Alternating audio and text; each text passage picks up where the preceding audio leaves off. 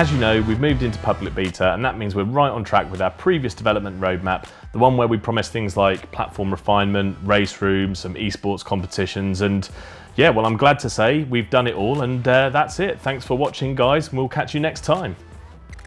All right, calm down. We promised Teams Racing too. We haven't forgotten, but I'm pleased to announce that we are very deep into the development of adding Teams Racing to Sim Racing GP. But even more importantly, we've completed the first phase of that development and it's ready to be rolled out onto the platform. We've been working really closely with the communities on Sim Racing GP to make sure that when we roll teams out, it's everything that you hope it will be.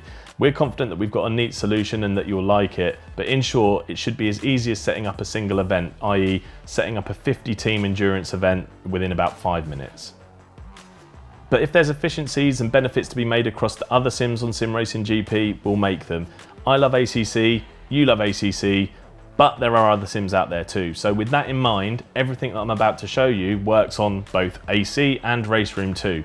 Remember that refactoring that we did that took a couple of hours for us to do? 2 years more like. Well, this is the benefit of that. This is why we did that.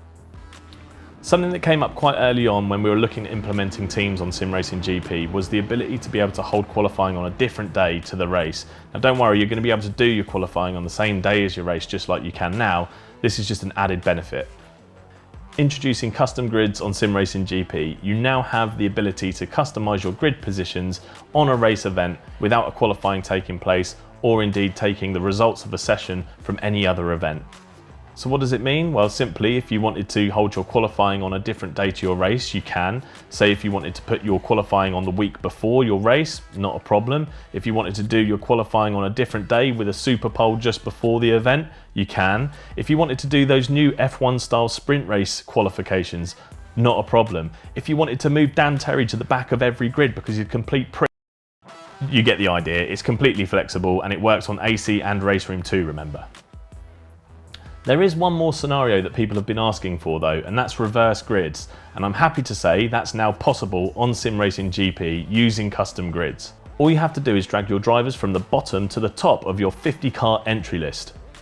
Except you don't, that would be crazy. All you have to do is press the reverse grids button at the top of the entry list and that's it. Reverse grids in ACC with just a couple of clicks. There are of course more scenarios which I could run through, but in fact it's better if you just try the feature out for yourself. It opens up a new dimension of organising races on SGP. Stay tuned for more updates on the teams development, that is coming very soon, and you're going to be racing teams on SGP in the very near future. But for now, that's custom grids. I'll catch you in the next one.